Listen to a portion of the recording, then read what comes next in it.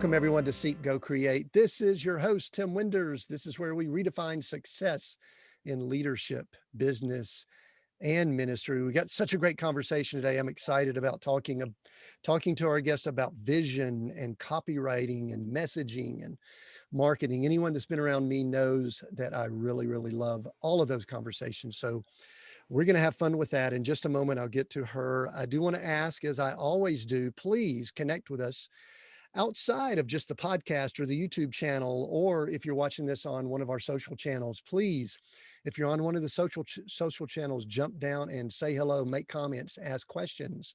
Especially if you're on YouTube, you could do that. If you're listening via podcast though, or anywhere else for that matter, please go to our website, seekgocreate.com. That's seekgocreate.com.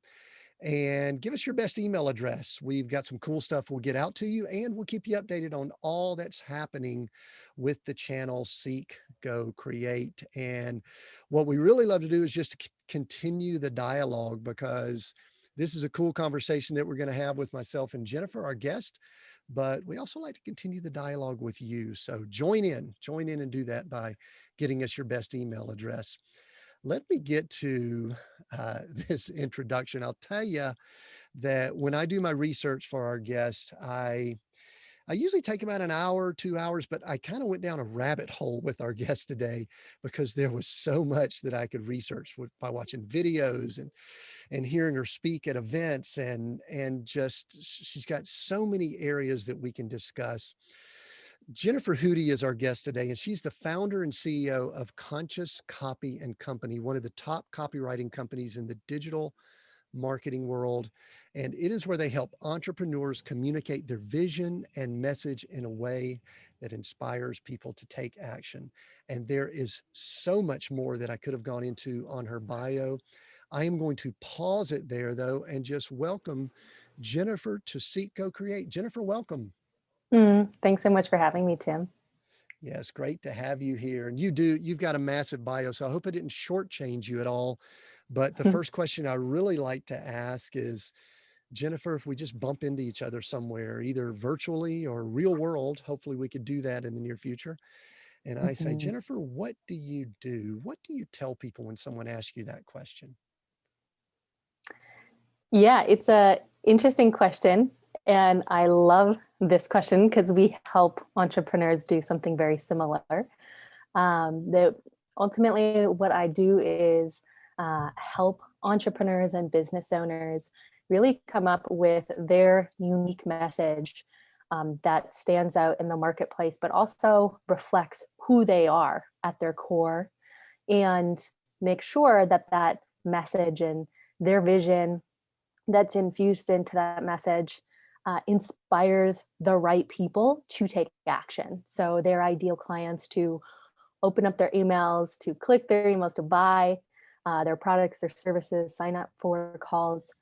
And we do that in a really unique way of making sure that we first help entrepreneurs get clear of what their vision is. So they're coming from their vision in their message, and then helping them to come up with that unique message to them, and then really writing copy that connects and converts.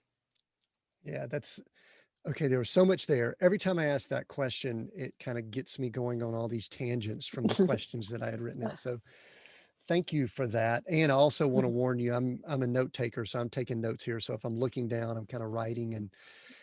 And here's my first question. I've got to ask this. If it sounds a little snarky, I apologize right up front, but I've noticed this with myself, and I wonder if you see this at all. Are you better at helping other people do this than you are at defining it for yourself, or are you just good at it all the way around? Because I can actually help others do it better than myself. Is that a fair question?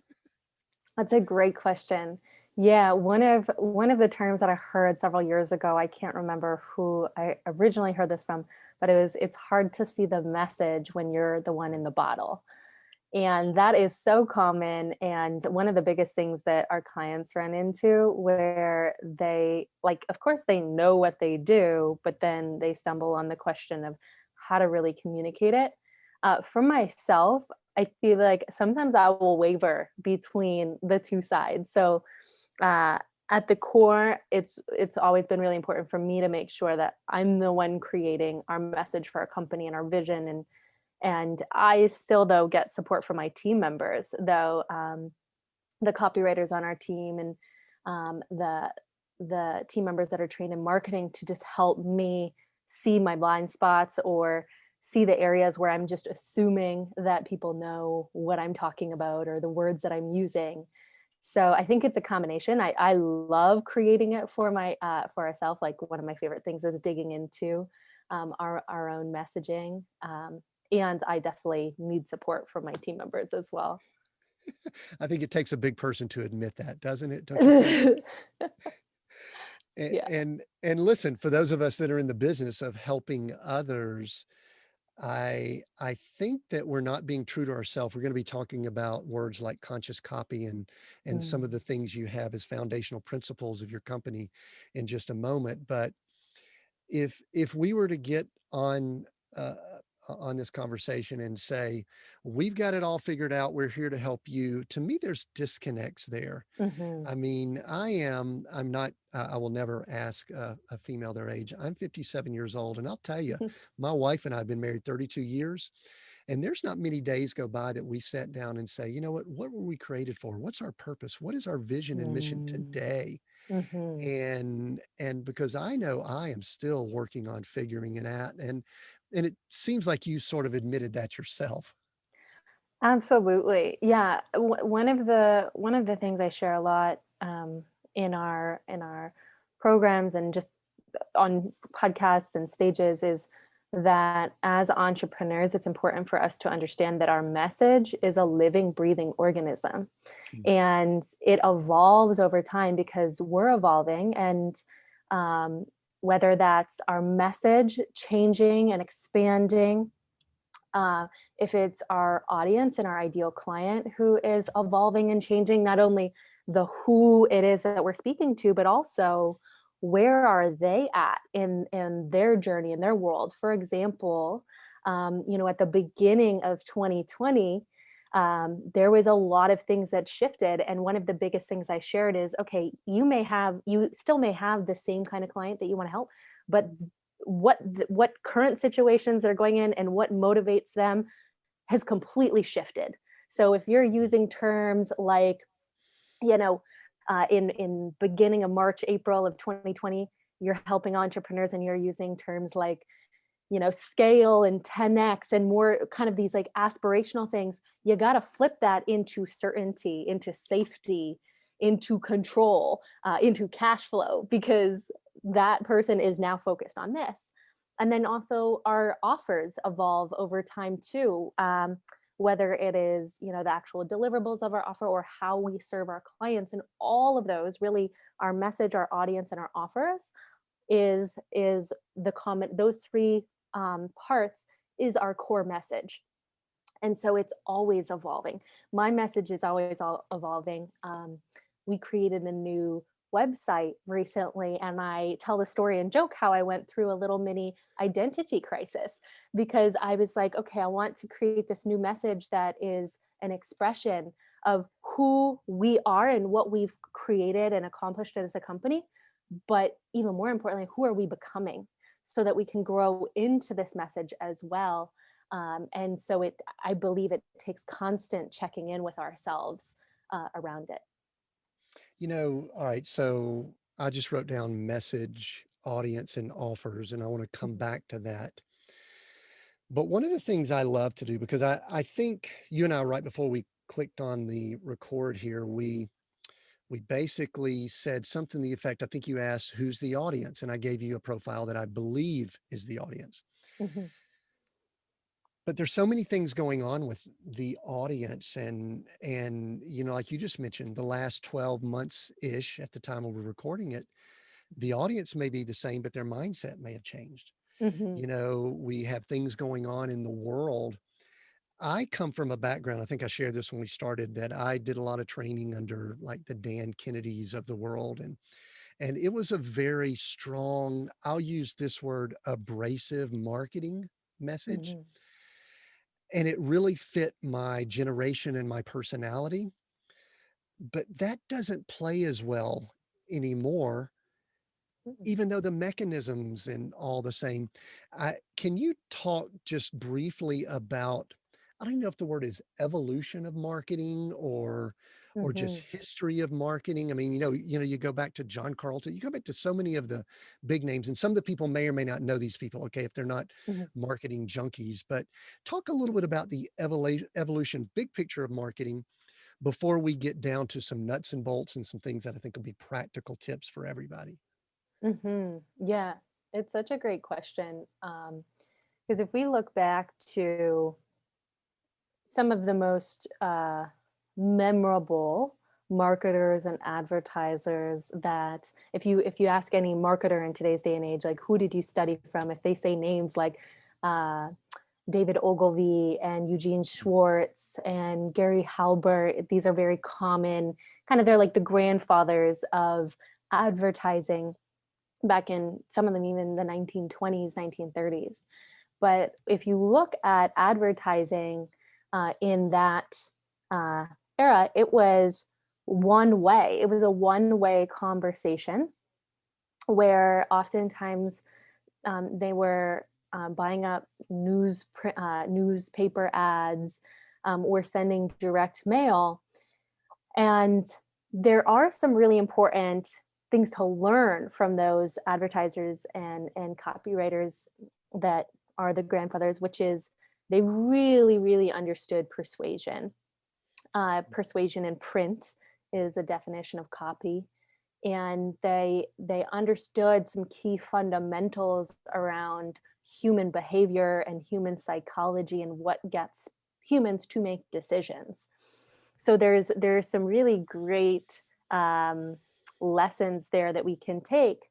However, fast forward to 2020 and 2021 and beyond, we now have mediums like social media and email, where it isn't a one-on-one conversation, it is a dialogue, and more than ever it's a relationship. And consumers BS meters are through the roof. And now more than ever, they're really craving to connect with real people and real brands. They're a lot more hesitant to fall into the trap of the just persuasive mind control as marketing. And I believe there's a stat that said that 79.7% of consumers said that authenticity is one of a brand and a company is one of the most important parts of their decision making process. So knowing that, some of the biggest things that I have seen shift is not treating customers or prospects like simply a number or someone who you're just sending a direct mail piece to, and looking at the data and the numbers only, because that won't work anymore. It's so much more important to infuse authenticity, integrity, into marketing, and really understand now more than ever it is relationship based and a long game. Yeah. All right. Oh, there was so much you said there that I love. We're going to have so much fun with this conversation because my mind is triggering on so many things that I believe you can bring value to me in all that I'm Mhm. doing, and then therefore our listener. Mhm. I have kind of gone on a journey as a businessman, entrepreneur, man of faith, that there was a period of time in my life. I'm a child of the 80s, so we could admit this. There's people listening in and they'll relate to this. Um, where it was all about the dollar bill, creating success. We were going to go after it. We were going to make it happen. And we were learning things like neurolinguistic programming, power persuasion, all of those things. And I'll tell you that over time, as my heart was softened, sort of like the Grinch, but anyway, for spiritual reasons, whatever. Um, that then all of a sudden there's this battle that goes on Mm, because Jennifer, I can with my tone, with words, I can cross over the line from persuasion to manipulation. mm, mhm, And I guess what I would love, I'm opening myself up for you to mhm, share with me and the mm. audience how do we gauge that and where does that cross over? And I know we're skirting the conscious copy This is message, great. but we're going to Yes. dive deeper into it with technique because I think the philosophy, the mindset is almost as important before we start talking about, even the Yes. message and the marketing. So I am Mhm. opening myself up. Teach me what I Mm. should know about that. Every time I want to go Mhm. back and just repeat myself over and over until someone submits to the sale. Mm. Tell me what I need to think through there. Yeah. Yeah, it is. Oh, I love that you brought this up because this is especially for business owners and entrepreneurs that are really um it really matters to you to make sure that you're coming from the right place and it's not just about the sale. And I do see that there's kind of like a spectrum on the sales and marketing line where on one side of things it is, I call it the internet marketery strategy of the manipulation and persuasion, and um, it just kind of feels gross by the time you read it. Like you're like falling into the trap, but you know that it's just doesn't feel right. And then on the other end of the spectrum, it is, people who they want to do so much good and they want to help. They don't want to be salesy. And as a result, there's a whole lot of people that are like, oh, this is such good stuff, but they're not taking action and they're not buying. And a big part of, even my own journey was like, okay, where do I find this middle ground where I feel like I can show up in service, show up as a giver, knowing that the law of karma is at play. So whether it's a now or a not now, in the buyer journey, I'm depositing goodwill into my audience.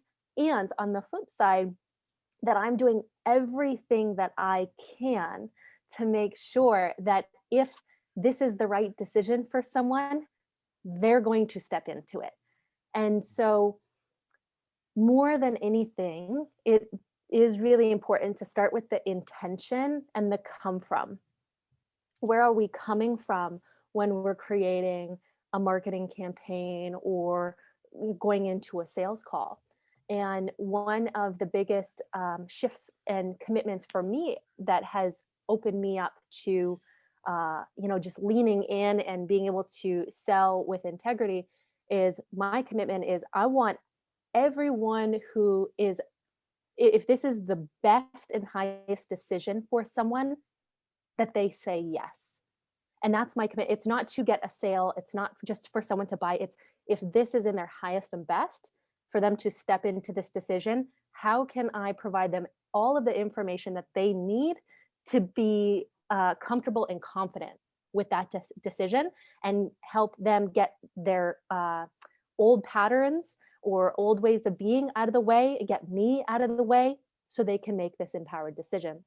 And that's where I think we need to come from when we're crafting sales and marketing. It's not like, okay, how do we just get more sales? It's how do we get more people who this can really help to say yes?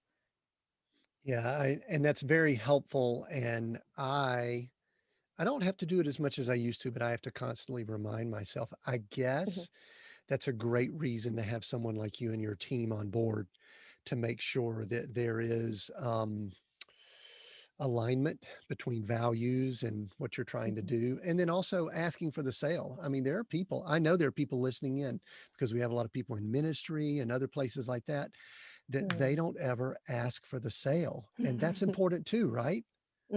So important. Yeah, and it's also it's detaching too from the outcome of the invitation.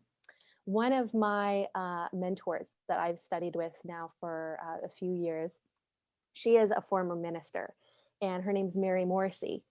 And she is, I just have learned so much from her over the years, and they run a very successful business now, her and her entire family.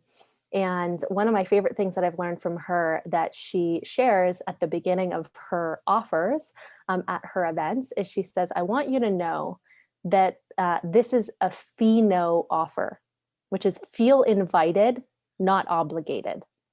Mm. And she's like, but take the time to really feel this invitation right now and know that there's no obligation, but feel it. And if it's, in your heart, you're a yes. And then there's stories in your mind.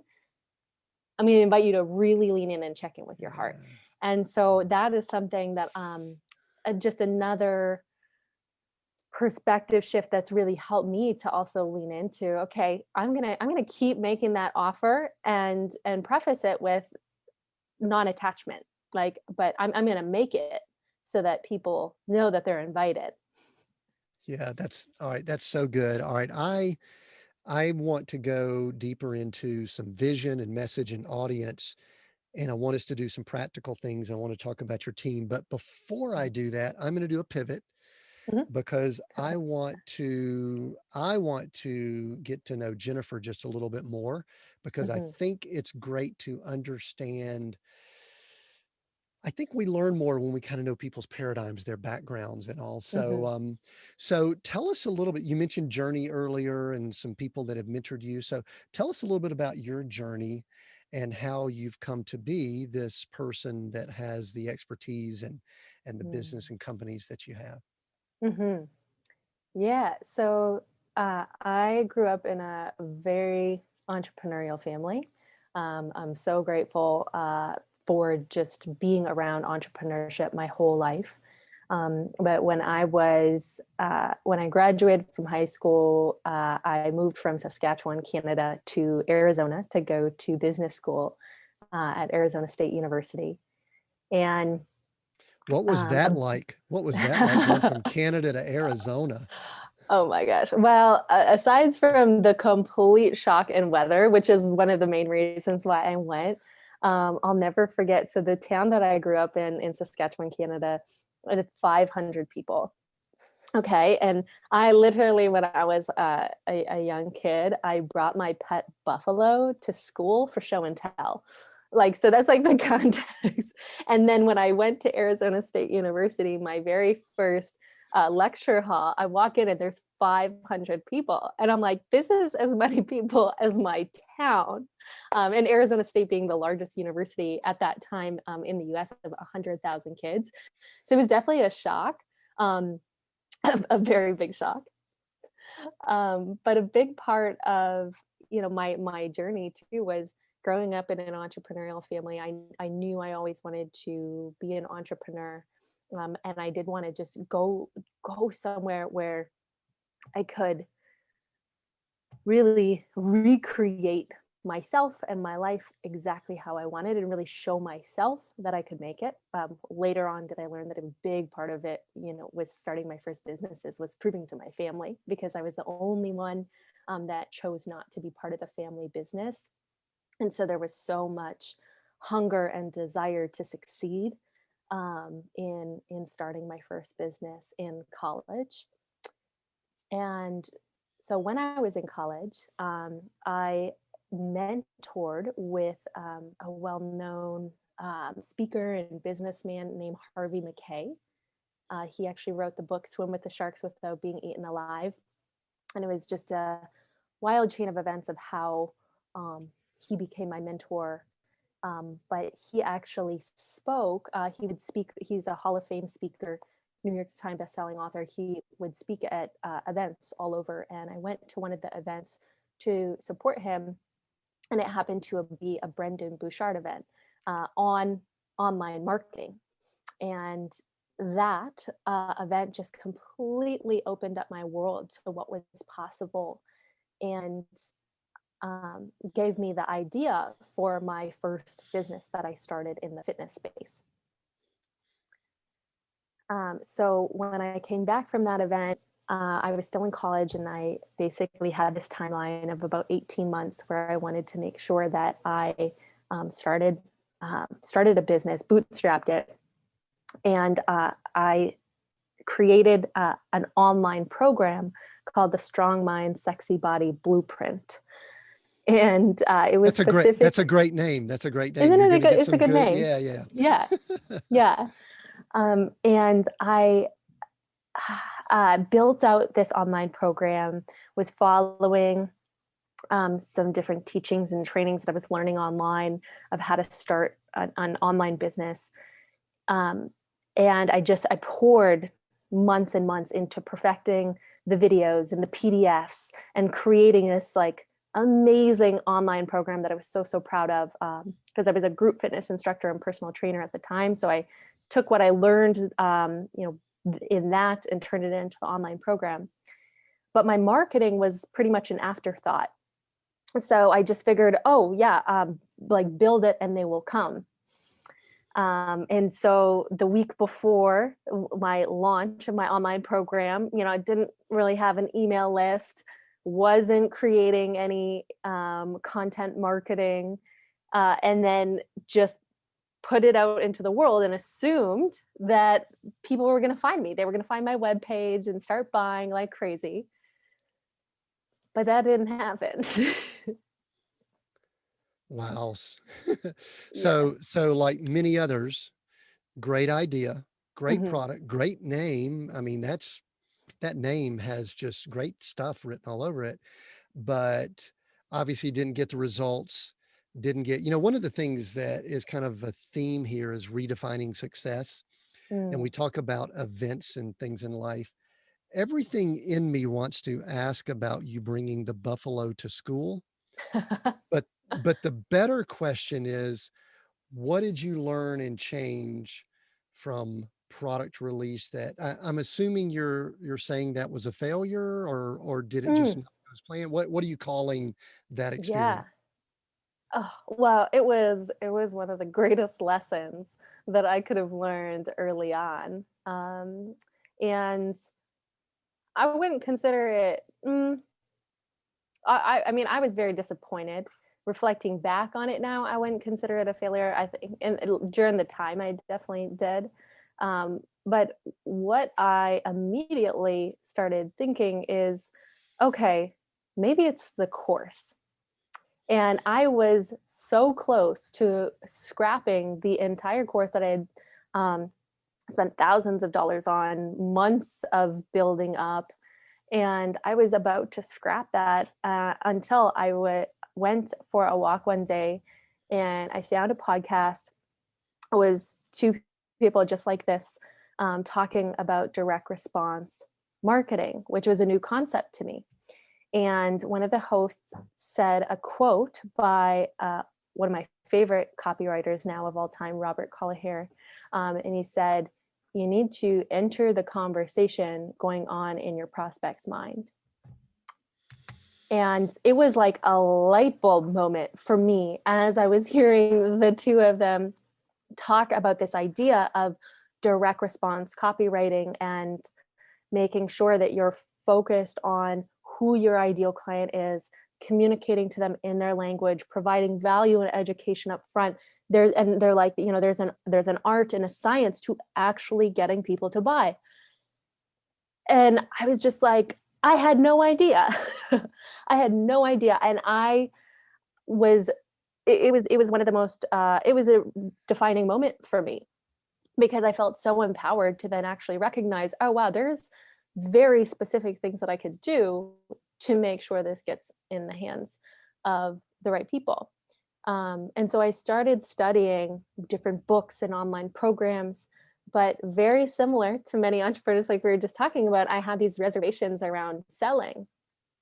Mm. And another big shift for me, though, was around education based marketing and the more value that we provide up front in our marketing, whether it's through email, and one of my favorites has been, emails, but emails or videos, then the more that it becomes like this beautiful invitation, because we're putting chips kind of in the on the table and serving our audience. So then when we want to then make an invite into our programs, it just feels a lot more expansive. So that's what I started doing. And my next launch that I did for that program, I had taken some of the tools that I learned, and I had 300 people on my email list at that point, a couple months later. And I remember I sent out a series. I had 4 emails queued up, but it only took 3 emails, and I sold out my entire program of 30 spots at $147 in less than 48 hours. And I remember just looking at my email and seeing that there was $4,410 right there. And I was in awe. Like, I was still in college at that time, and I was like, this is my ticket. Like, I just got to keep learning how to do this more. And so that was a huge shift for me. So was that, I was wanting to kind of do my hands here. Yoo-hoo! It's like, man, look at those sales coming in. Sometimes we go through struggles and then we have victories that really can, I don't even know if define us, but the way you spoke about that, it seems like that was very pivotal, I guess, in your journey along the way. There was something I read, and I don't know if I need to ask this now. I'm just going to go ahead because it is what it is. You talked about building your businesses and having multiple companies up to, I think, the age of 27, but you also talked about some of the things you had to overcome. And you talked about copywriting, you talked about your vocabulary, you talked about Mhm. dyslexia and other things. How how challenging was it to move into an area of copywriting and words with those backgrounds? Because many people would say you got to have a great vocabulary, you got to really be able to put pieces together. So Mhm. how critical was that, or was it something that drove you to just overcome? Mhm. Yeah. So w- I grew up partially dyslexic. I still can't spell very well at all. I can't spell the word guarantee. I have like a fifth grade vocabulary. Um, and at that point in time, like, I was so committed to just making my business work. And as soon as I learned that, okay, if I want to really succeed here, I got to learn how to market. And in order to learn how to market, I got to learn how to write copy. And so it was just like a uh, kind of get over get over myself, get over my limitations, because my vision that I had mattered more to me than those limitations. But it's still been something that's gosh, I think is so funny, because I get the question, a lot of people being like, after that business, and gaining a lot of momentum there, with my fitness business, graduating, being able to step into there was I didn't really enjoy uh, the industry as much, and I realized I loved the marketing. The more that I was practicing it, the more that I was gaining momentum and seeing the success and the data, and the relationship building, that I started having other people in my industry reaching out to me, asking me to help them write, come up with some of their marketing campaigns, write copy for them. And that was like, it was one thing to create my own, but then it was like, oh my gosh, people want me to write for them. I can hardly spell. That took some overcoming. And then, within 6 months of me starting to write copy for some people, I was getting asked by people that I literally had read books, like learning copy or marketing from them, like people like Joe Polish and Dean Graziosi and Eben Pagan and some others, and then seeing my work and saying, hey, how about you write a campaign for us? Let's see what you got. And that was like, oh my gosh, okay. But again, I've always looked at it as, okay, God gives me these opportunities, and then it's up to me to build the skills and the capabilities to grow into it.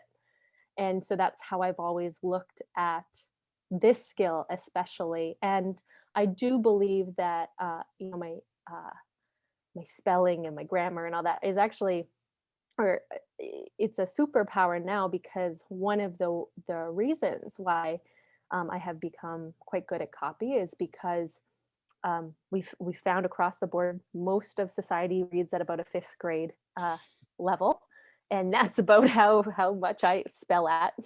And but the key of that is simplicity. And um, I've just learned how to really simplify complicated concepts, and craft them in that way. So I have really looked at it as my superpower. Yeah, and what's cool about it is any of our superpower that's overused can become a weakness, and we can take weaknesses and make them superpowers, and it sounds as if you have done that. Is this what you were created to do? Is this your, like, purpose? Copywriting Well, is it or writing? copywriting, writing? Is it vision messaging? I mean, I'm gonna ask Mm, more details here hmm. shortly. Yeah. Is it all of that? What were you created to do? The reason this is important, I'm actually Mm, working on a solo episode right now, and I'm talking about what were you created to do. So I'm just that's kind of mm, rolling in my hmm. head. And as you were Yeah. speaking, I was like going, the way she speaks, I could tell the tone of your voice kind of went up a little bit. It just seems Mm, like foundation is writing, but the vision, messaging, and all that kind of feeds into it. Yes or no? yeah. Yes. Yes. Spot on. Yeah. So another kind of side story was when I started off as a copywriter in 2015, started Conscious Copy and Co. I had this, just again, another total synchronicity of meeting someone who has now become one of my dearest friends, mentors, clients, Joe Polish, and he Mhm. is the founder at Genius Network and I Love Marketing. He's kind of known as one of the uh, leaders in online marketing. And when I met him back in 2014 or 15, he I had already been copywriting, and he was asking me some different questions about it. But I'll never forget, he was like, if you really want to write the ticket to your own future, continue to master copywriting. Because once you master copywriting and you know how to sell in print, you can sell anything that really matters to you. And as you're on your journey, you'll know how to bring things into market and sell them. And I took that advice completely and really doubled down on this skill. But I even remember back in 2015 being like, this isn't like, copywriting specifically has never felt like my calling, but it's felt like a really important skill that I feel God said, hey, learn this and learn it and fully commit yourself to it. Show up as if this is your purpose. And I promise that when it's time, I'm going to show you how this all fits together. And so I really doubled down on it. And over the last several years, I one of the components that we help entrepreneurs with is a process called the Vivid Vision, and we help them in getting really clear of what their 3-year vivid vision is, which is a concept by Cameron Herold, and then we help them write it and craft it as if it's already happened. And it's kind of like your sales page for your future. And we've Mm. helped hundreds, about at this point almost 300 entrepreneurs one-on-one with this process, and then thousands through our workshops and trainings. And I kind of feel like it's the two sides coming together now, which is vision, which feels like a big, helping entrepreneurs clarify and communicate their vision feels like a big part of my purpose right now. And then the copy and the messaging side, which is the clarity and being able to communicate it, because the communication is the bridge. If we have a vision in our mind, that vision can only go so far as our ability to communicate it and enroll others into it. So that's how I'm seeing it all come together now, of that purpose with that skill um, together. Yeah, I love that because I know my journey has been this way. I think many people's journey is this way. They go through creating a business or doing something and they say something to the effect of, we need some marketing. Let's bring someone on that can do some that marketing Yeah. jujitsu stuff, copy or Yes. whatever. But then also there's this side of it that, and this is a question, but I'm going to rant just a minute before I Yeah. ask the question. that it is very difficult to know what the marketing needs to look like if you don't know who you are, what your vision is, mission, all of those Mhm. things. How, and I don't know if you know the percentages or whatever, because I know you've got funnels that bring people in different areas, but how many people come to you with the thought of just write us a good direct response, social media campaign, emails, whatever, and we just want that, versus people that say, you know what, I need to define who I am and what we're doing. I mean, do you have a ratio of people that come to you, one versus the other? Yeah. Yeah, it's so I feel like you're uh entering the conversations that have been in my mind. Good. um yeah, so that was I would say 80% if not higher of people come originally saying they just want the email, the sales page, the landing page, and then our team would recognize that they weren't clear of their vision or their message or their strategy. And so, for a very long time in my business, we used to run an agency, meaning we were writing the copy for our clients.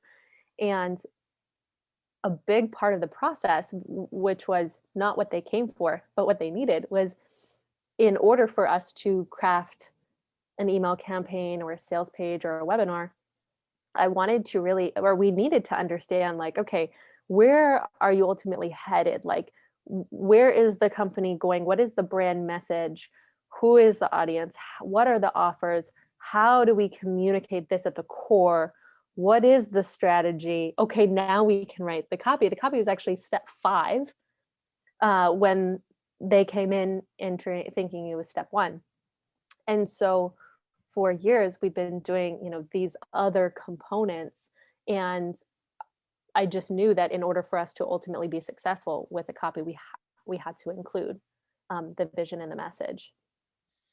Right. Because of, I mean, to me, it's often more frustrating trying to, I call it tactical, just, where are we going to put the message? What are we going to say without having the, I guess, the real message behind it. Hmm. To me, all of this fits together in some things you've said. I'm going to kind of look at my notes here. And what I want to start moving into are some real, I want to, I want to call them practical, but maybe they're also mindset tips for the person listening going, okay, what can I really take from this?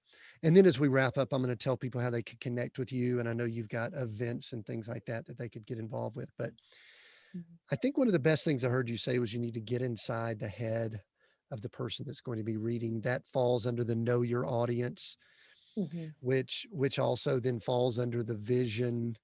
So how? I'm going to ask a very hopefully Hmm.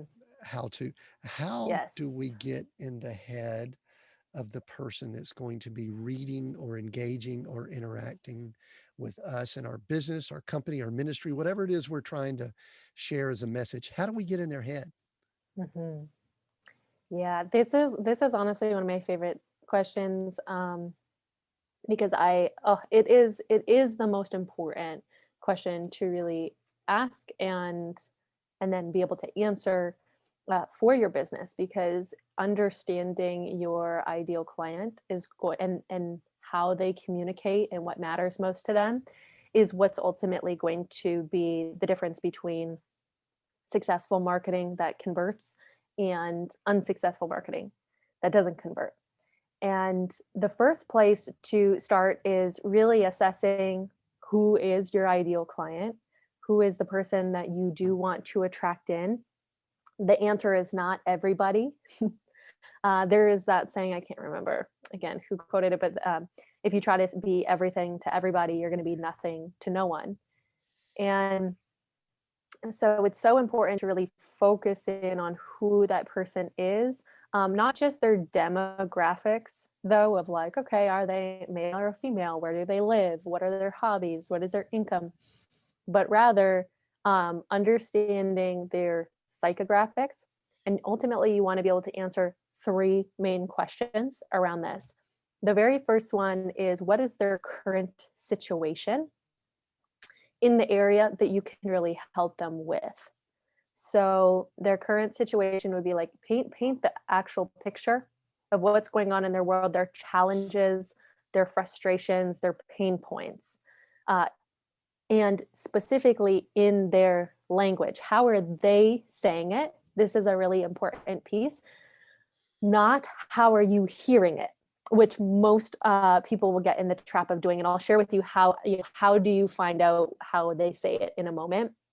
But this is such an important piece. So if someone comes in and you help them in the health, you're in the health space, and they say, my tummy is bloated all the time, I'm breaking out, I'm exhausted, I'm irritable, and you believe it's a gut health issue, you don't write down here in current situation gut health issue, because if they're not saying that, then they may not even know that that's their issue. You got to say it exactly in their language, how they're saying it.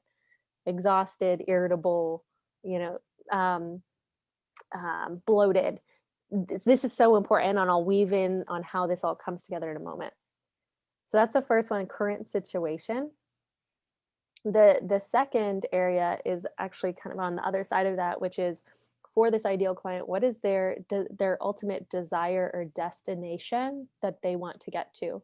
So if you were to paint the picture of them living their vision in this area that you can help them with, what does that really look like? If you're helping leaders, does that look like them really building a team that is self-managing and autonomous and can make decisions that are aligned to the core values and the vision of the business, so that the leader can really be freed up to do creative, strategic, bigger thinking projects, or for them to be able to take time off and know that the business is going to continue to run even without them, or that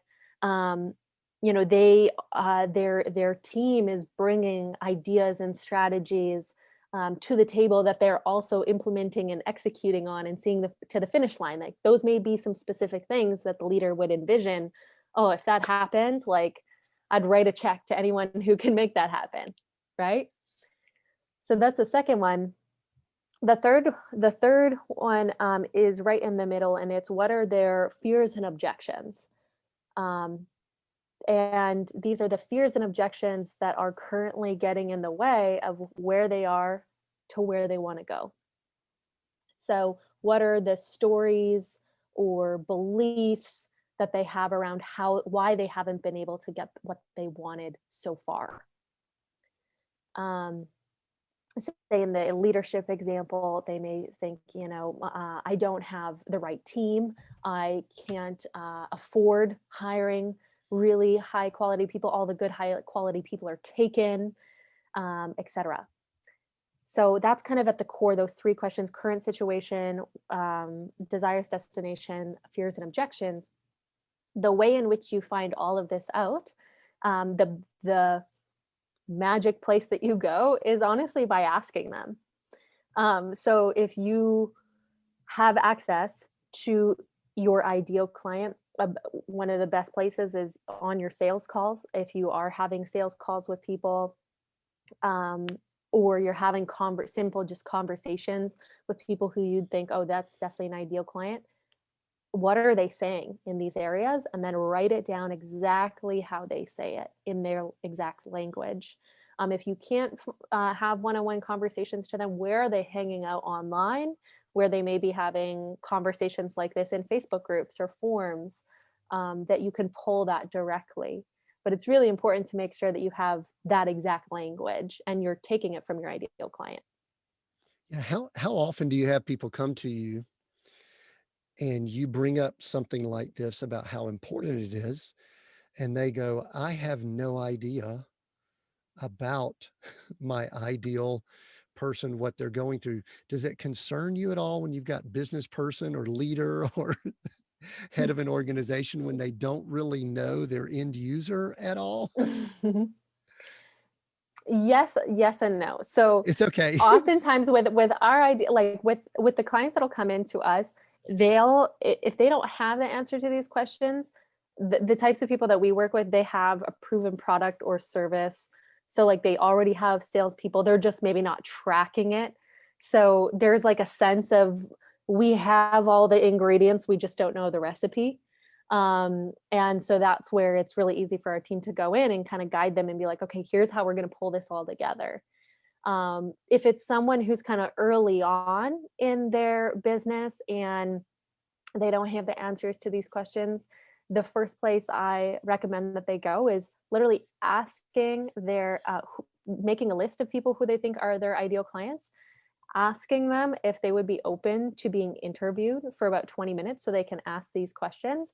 And then on the tail end of that, offering something of a free value to that person for being open to being interviewed. Like if they're in the business space, okay, I'll interview you for 20 minutes, and then for 30 minutes, I'll give you a 30-minute consult on whatever you need help with, as a thank you for being interviewed, and document all of those questions. That's exactly how I started in the copywriting space, was just doing that. And so that's what I'd recommend, or All places right. to start. So Jennifer, this is so good. And let me tell you why. If I need to send you a check or some money, that's fine.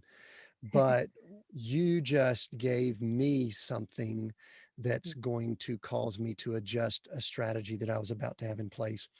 Mm, There's uh there's an augmented reality technology that's being used overseas that they're introducing in the United States. It's in the real estate space. I can't give any more information about it right now. But one of the things we were going to do is we were going to just have a salesperson begin making calls to try to mm, sell it to the person. We're going to alter that and change it to an interview. We're going to ask. And the cool thing is, this is probably an easy sell product, but I really want data because we're probably going to be mhm, doing some mail outs. We're probably going to be doing some things. So you just helped me immensely. Thank you so much, mm, mhm. because I'm going to shift that. I mean, I love questions, surveys, interviews just to gather data. Do you guys recommend that a good bit? That's yeah, another good question, and I always say it depends. So it really depends on, um, if the people that you're sending the survey out to are actually your ideal clients. That's the Mm, first thing, because sometimes people will fill out or send out surveys, and the person who is actually going to buy isn't the one that's filling out that survey. So that's a really important piece. The second piece around that too is, sometimes how people are writing and filling out a survey is slightly different than how they would actually communicate it in their mind. And there's something, mhm. again, it's like a strategy that may seem slow or non-leveraged to start by actually interviewing them, but long term you can probe and kind of get a couple layers deeper into their thinking around what's really their fear or objection, because oftentimes what it is and what it really is different. We want to find like is it really, so we can infuse that into the copy. Yeah. Another part about that strategy with the 20, like say the 20-minute interview and then the 30-minute strategy session that you would offer on the back end, is it is really important to frame it, and also deliver on this of saying, this is genuinely just a 20-minute interview and then 30-minute strategy. I'm not going to sell you on this, to be clear. This isn't like a sales call in disguise. But like 80% of the time, by the end of those calls, because the person didn't feel sold and you gave them so much value, they'll naturally be like, okay, but how do you work? And in that moment, it's really important to just create a clear container of like, hey, I want you to know that this wasn't a sales call. If you want to learn more about it, we can either continue the conversation right now and kind of close up what we just discussed, and now open up a new conversation, or reschedule a call to go further into this. But I just really want you to know that like Yeah. the intention was not a sales call, because that can feel gross, if someone's like, Yeah. it's And free, and then surprise, no, it's not. and that's the integrity thing that we talked about earlier. There's, flipping the switch. Manipulation goes from persuasion to manipulation, or data Mhm. gathering, to now all of a sudden putting a dollar bill on the conversation. That's good. I I do, in the world that we're in today, I love asking people like you this question. social media, and let's just say algorithms, social media and algorithms, those go hand in hand in my book. Some people don't put algorithms in with the social media, but that's really what they are. Mhm. They have so much information and data. Does it help us with some of these things we're talking about, or can it fake us out and cause issues for us when we're trying to identify our audience, what's going through their head, their fears, objections, their desires? Because sometimes I think it's good, it's a blessing and a curse. So, what are your thoughts on that? The uh, kind of the social media helping us, or the algorithms helping us or not? Yeah, either. I mean, I think I've been around some business people or leaders or people that Mhm. they're gauging all that they're doing on their social media channels. And I think it's faking them out some. That's, I don't want to give my, Mm, I don't want to put that answer in your mind. But I also know I've got clients I work with that we look at our pixels, we look at what's going on, visits to our website and track it. And mm. it gives us some pretty good information. I guess I'm just wanting to ask you, Yeah. you know, a blessing or a curse, social media? I know that's pretty Mm, broad, but mhm. Yeah. Well, I feel like there's 2 I got 2 answers. One is, from the perspective of, like, algorithms and really being able to read the data. I think that there's so many blessings in that, of just, like, the instant feedback that you can get from people on social media, which is amazing. And similar to how you shared, it's so important for us to really be mindful of how are we reading that data, though. And similarly, like, if say, for example, we're looking at people who landed on a website and we see the number of hits and then the number of conversions. Sometimes we got to ask several different questions, though, to make sure that we're interpreting the data correctly, because it could be easy just to assume something that it's not. And that's why, like, I know people throw around the term testing all the time. Oh, you just got to test it.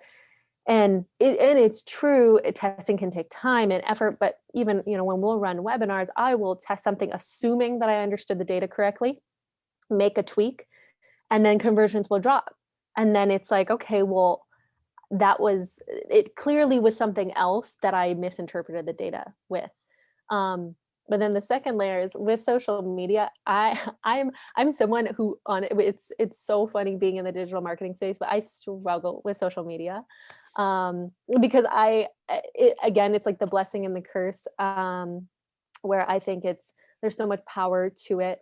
But a big part of my journey recently has been just really understanding, um, how do I want to make sure that social media is serving my life.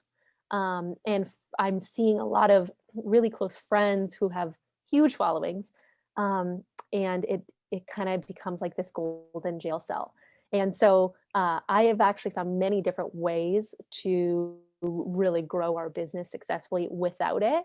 And so it's been this like pull for about a year of like, oh, I don't want to fully take the plunge. And so I've been discovering, like, how can I make it work where it's more of a blessing than a curse. yeah, I love that because I've been on the same journey because it can literally suck us in, and especially with all the division and politics and things like that. And I never get involved with that, just so you know. um, Sometimes I do, but it literally, you realize your mood, your mindset, everything. And I'm a mindset guy. I mean, I've been in Mhm. leadership and personal development for 30 plus years, and in the last 12 months realized I had to watch where I was going with thought process and things. So Mm, I'm with you. I actually believe that that is one of the biggest challenges of our times, and that mm, is balancing. I can't hold my phone up, but my wife and I speak about this all the time. How do we balance these tools, these great tools we have, mhm, with what they can also do? The superpower, kryptonite, the blessing or the curse, or the burden or the mhm, blessing, whatever we want to call it. So, and people that are in it like we are, I think we have to be even more mindful of it and then help other people through it. So mm, I appreciate you sharing that. Jennifer, I've got 2 pages of notes here, mhm. and every bullet item I've written, we could probably continue talking about for another 20 or 30 minutes because there's so much here, and I knew I would enjoy this conversation, but I'm also wanting to be mindful of my time. I think what I would love to do for the last few minutes that we have here, Jennifer, is I would love to allow you to speak to the person that's listened to us for 45 or Mm, 50 minutes, however long it's been, and they're still kind of going, I don't know about my vision. I'm mm, not real sure about my audience. I don't know about putting all these pieces together. I don't even know if I'm worthy to have a message to share. Can mm, you just take a few minutes and just speak to them? If it's just encourage, I will ask you in just a moment for some resources to send people to, so you don't have to do that here, but mhm, just speak to the person that their head might be swimming from all this conversation where I bounced you around so much. mm, mhm. Mm. Yeah, I feel like if you have any of those questions like coming up, um, for the person listening, just around, oh gosh, this seems like a lot of work, or where do I even start? Um, do I have a message to share? What is my vision? You're absolutely not alone. The all of these feelings are normal, and the I guess ruining like the punchline that may be coming later is like they don't go away. Um, the questions of like, what is my vision? What is my message? Um, but a big part of what I would share is starting to get into the practice of visioning on a daily basis, like asking question prompts to yourself, like, okay, if uh, with my vision that I do want to create, what does it look like? What does it feel like? What does it sound like as if it's already happened? Um, what kind of offers would excite me? What kind of, with my ideal client, like who would I love to work with? One of my favorite questions just to ask myself is, what would I love? What would I love? And building a business around what would I love? My mentor, Mary Morrissey, shares how, or I first learned this from her. It's a universal concept, but how spirit speaks through love. And when we tune to that question, especially in times where we feel really overwhelmed, I feel like it kind of just cuts through the noise of like, well, I could do this, I could do this, I could do this and this and this, or these all of these people could be my ideal client. Which one strategically makes sense? And just really understanding that like life is precious. What would you love to do? Who would you love to serve? What kind of offers would you love to bring to the world? Understand it's a journey, but then the vision that you're building is actually one that you want versus one that you end up there and it feels like a golden jail cell and you're like, well, I got it and I put all the work in it, but I don't love it. So not necessarily something very tactical, but keep asking that question and it'll guide you to exactly where you're supposed to be. Yeah, I love that. Thank you for sharing that. I wanted to I wanted to go into deeper something that you wrote out, but I'm just going to speak to it here, Mhm, and then I'm going to ask you to share where people can go to get more from you and your organization. The code that you have for your organization, Conscious Copy, are there are like five things here: expansive growth, compassionate honesty, aligned action, full ownership, and generate joy. mhm, Really, really spoke to me. I was like going, mhm, gosh, I love that. So I don't know if you want to say something about that as you mentioned how mm, people can connect with you and where they can get more resources, but that to me probably draws in as many people to you as anything else. So share a little mhm. about that and then tell people how they could Oh, find you, get your yes. info. I, oh, I, so one of the biggest lessons that I learned from a business mentor was value-based decision making around Mm, really if the idea that if my team members were only handed the business values and the vision and I couldn't say anything else, would they have kind of enough in a way to be able to make sure they're executing in a way that really represents the company? And so those five core values aren't just sweet things that we have on our website. Literally every single team meeting that we start with 3 or more people, we start by reading out the values. Every single team member on our core team has the values memorized, and everyone on the team can challenge each other in decisions that we make as a company if we're not living in our core values. So they are so like near and dear to my heart. So I love that you pointed those out, and they're on our website. So Did for you are those yours personal that you gave mm, to the team, or did the team help develop them? How did you come up with those? yeah, so I came. They're a combination of my own personal core values, but also over time, over I still have a pretty new company. We've been around for 6 years, and we had core values, but with these 5 we really condensed them, of seeing, okay, what were the core ones that really stood out, that with the team members that had these, they're like in total alignment with the company. And so it was a combination of my own core values. The team, we didn't come up with these on their own. I brought them to them and kind of had them like challenge them from there, if there was any small refinements. But I've learned that it's important for me to really set the standard with them. So I've got to ask one more thing, and I know I'm Yeah. going over the time I said, but I looked at the team you have on your website, Mhm. and I was very impressed just by the way y'all did your write-ups. Hopefully, I mean, obviously those were really good, but it seems as if the values have attracted the type people that fit, Mhm. correct? Correct. Oh my gosh. Like I have the most amazing team. And the values and our vivid vision are one of the top recruiting tools for our company too. I mean, our last position that we hired for a couple weeks ago, we had over 150 people apply for the position.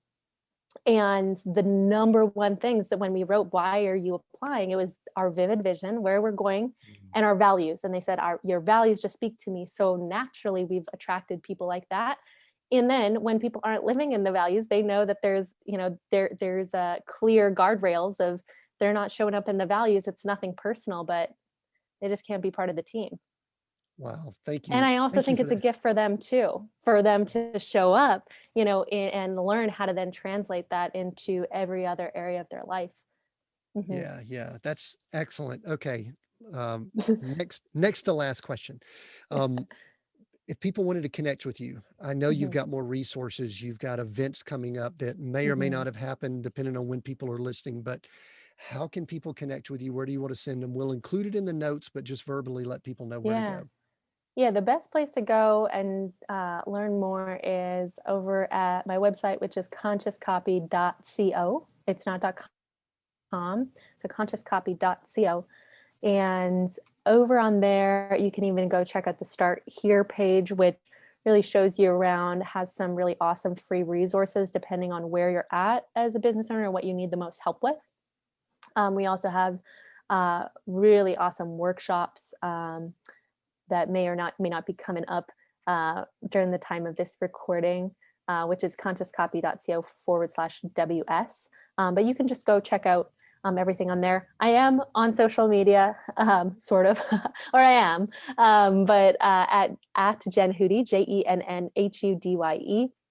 So I'd love for you to, yeah, pop on over there and even send me a DM just saying hello and that you came from the podcast. Would love to connect there as well. Yeah. Excellent. All right. We'll make sure we include all of that, and we'll include any information about the event on for those that might be watching this on Facebook. So they might be able to get it before the Mhm. event occurs. But I could talk so long with you, Jennifer, This but is I so know good. that we're a little bit over right now.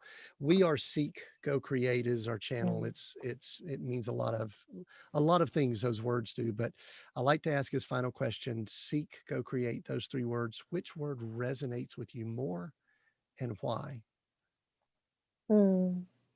Create. I love the word create. Uh, I think every single one of us is creators. So why it resonates is, yeah, we're creating in every single moment, every single thought.